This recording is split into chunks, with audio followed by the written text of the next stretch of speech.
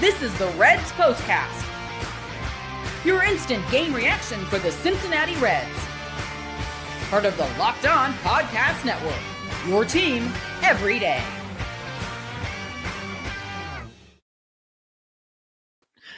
What is going on here? All right. Well, all right. That's a fun start. Good evening, Reds fans, and welcome to another edition of the POSTCAST, brought to you by Locked On Reds and the Locked On Podcast Network, your team every day. My name is Tim Daniel, lifelong Reds fan. I've been podcasting about this team for a very long time in my second season here at Locked On, and I want to thank you for spending some time with me as we discuss the Cincinnati Reds 2-1 loss in extra innings tonight to the Milwaukee Brewers. Today's episode is brought to you by Game Time. Download the Game Time app, create an account, and use code Locked On for $20 off your first purchase.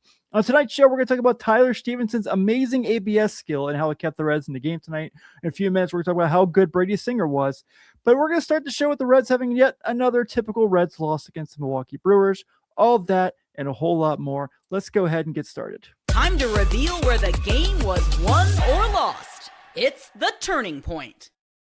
The top of the 10th inning, Joey Ortiz has a sacrifice fly that brings in Jake Bauers to make it 1-0. And you're thinking, that's extra innings. That's what they do. This is that ghost runner thing that I hate so very much.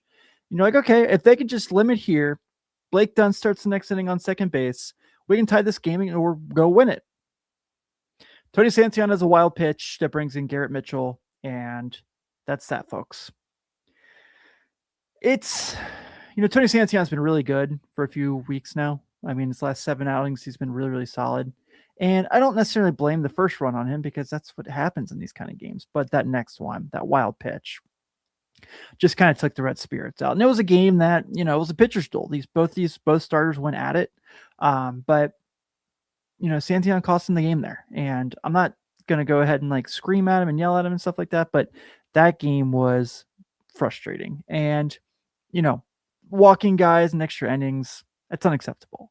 You can't be going out there and doing that, especially because Singer was great, which we're going to talk about him in a couple minutes. Sam Maul had a really good inning. TJ Antone and Brock Burke combined for a really good inning to take it to extras.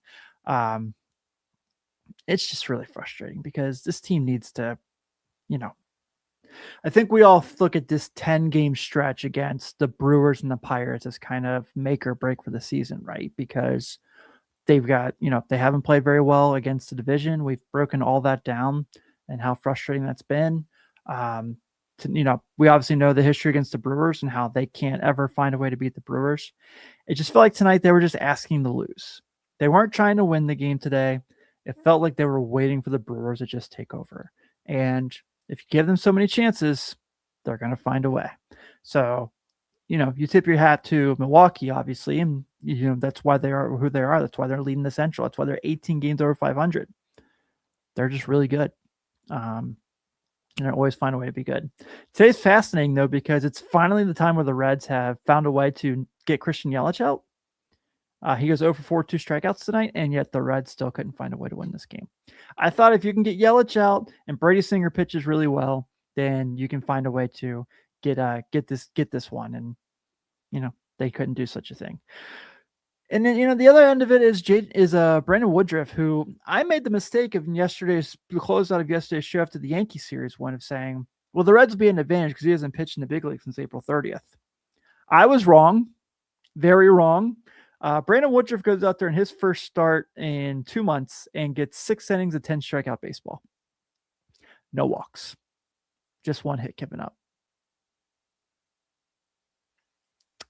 Yeah. Sorry about that, guys. And then Aaron Ashby comes out and he has a really good inning.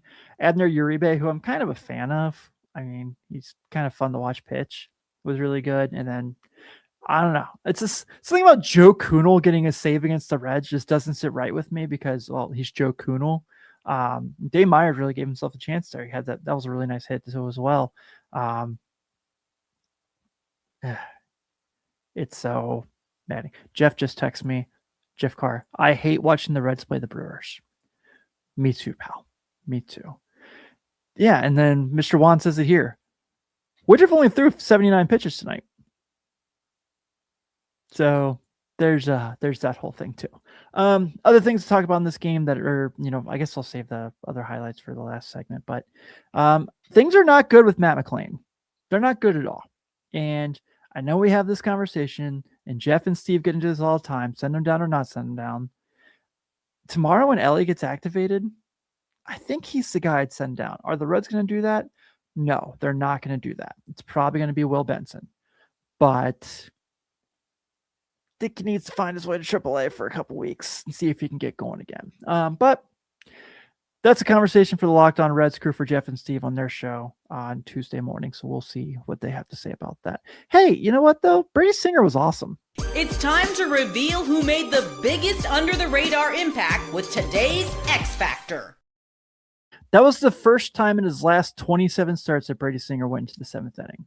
He was so good today. And, you know, if we think the Reds are going to be out of this, like a lot of people were like predicting, now's a good time for Brady Singer to pitch really well.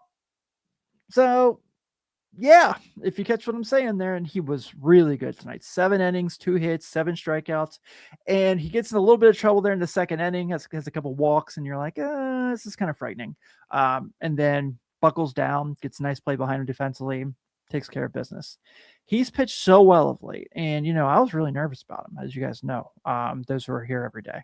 But his last 7 starts, this is the sad part. In his last 7 starts, he's done 34 in 2 innings.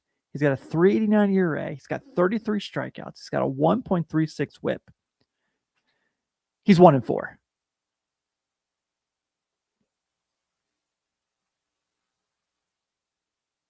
This is why pitchers' wins and losses are stupid, by the way. This is why it's so dumb they have to wear these things, because now you can take that to arbitration and go, oh, you know, you went 1-4 in this stretch here or whatever. And that's just so frustrating because he was really, really good. And he's been really good of late. I don't know. I just feel like for him, I think he did his job tonight. And Johnny says it here. You guys know. How many times do I say it? The starting pitcher gave themselves a chance to win the game. And they couldn't do it. Such is life when you root for the Cincinnati Reds, right? It just always will find a way to just like crush your spirit. And tonight was the most competitive I think I've seen them play the Brewers in a loss in a long time. But it feels like they're just, I wouldn't say scared of the Brewers. I just feel like the Brewers have their number. And history says just that. So now we move on. We see what we can do tomorrow. And we go through it there. But let's talk about Tyler Stephenson here, because that dude has figured out ABS. And he might be the best in the game at it. So we're going to talk about that and more right after this. But first, let me tell you about Game Time. It's nothing like going to a Reds game. Even better when you get to be there live and hanging out with everybody. You got the excitement. You got the friends. You know, you guys are all getting together, enjoying Reds baseball, except for when they lose 2-1 in extra innings to the Milwaukee Brewers. But getting tickets is the difficult part. You know, there's long queues. There's those surprise fees, prices jumping at checkout. But that's okay, because that's where Game Time comes in. Game Time is the perfect way to get tickets for Reds games. I absolutely love Game Time. You hear Jeff and Steve promote it all the time. It's the typical thing where the closer you get to get the first pitch, the prices go down a little more. I also, like Jeff and Steve, I love going down to the banks, grabbing a drink, getting some food, and just keeping an eye to see, you know, about 45 minutes before first pitch, see where things are at, and see if I should go ahead and strike and get the ticket. It's very simple to use. The Game Time guarantee means you get 100% authentic tickets delivered on time at the best price, and fees are included in the price you see. So what you see is what you pay, period.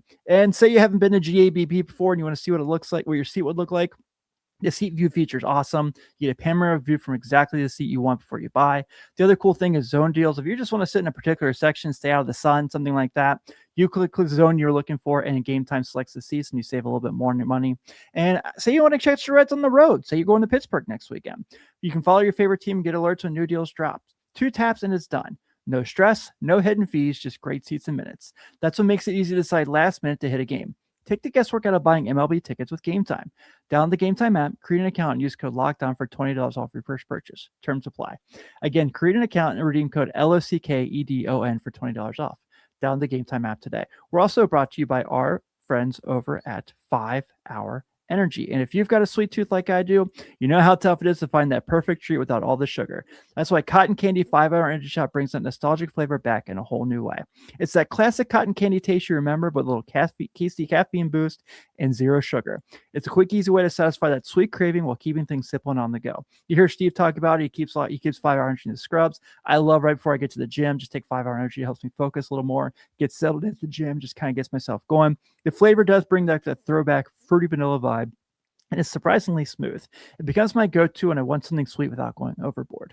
Bring the sweetness with Cotton Candy 5-Hour Energy Shots, available online now at 5hourenergy.com or on Amazon. And lastly, we are brought to you by our friends over at Kalshi. And as we get into the baseball season, you can trade every single game on Kalshi. Say you think the Cincinnati Reds tomorrow are going to redeem themselves. They're trading currently at 48% as the home team. And that means if you put $100 down, you get a $201.01 return on that as well, which, everyone likes to get some extra money.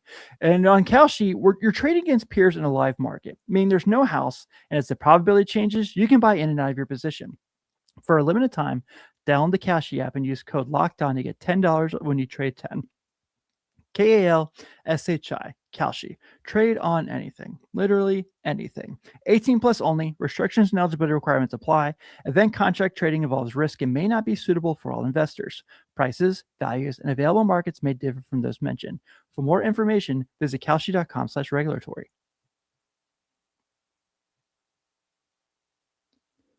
I want to thank you all for spending some time with me again here on the Postcast as we discuss yet another frustrating loss for the Cincinnati Reds against the Milwaukee Brewers. If you are just checking the show out for the first time and you like it, thank you so much for spending some time with us. Please be sure to subscribe on your podcast app of choice or here on YouTube, where you can not only get me after every single game, but get Jeff and Steve Monday through Friday on Locked On Reds. And if you are a regular here and want to step your everydayer game up, check out the Everydayer Club. If you go to lockedonreds.supercast.com, you have a 7-day free trial, and you could pay $5 a month or $50 a year, get access to ad-free episodes of all your favorite Locked On shows, and also access to our Discord chat. We're in there talking ball, and we love talking ball with all of you.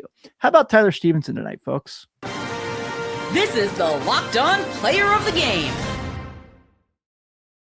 Well, first thing, he had one of 2 hits. He breaks Woodruff's perfect game, so there's that part. That's pretty nice that they didn't get perfectoed against their home crowd.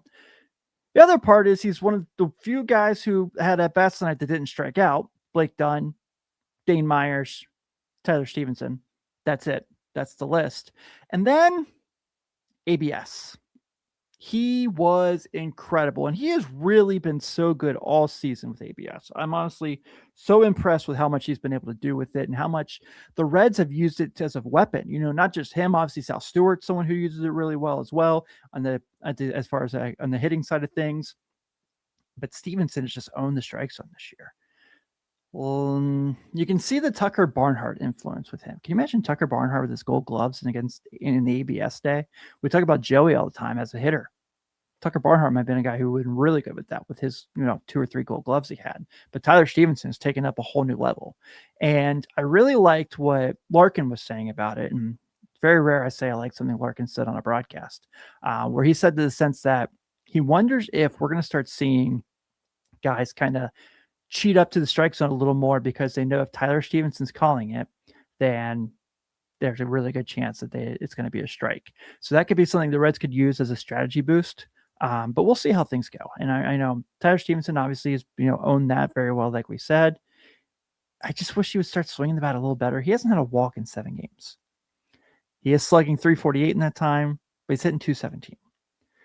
He's got to get on base, and I get it. He hits at the bottom of the order.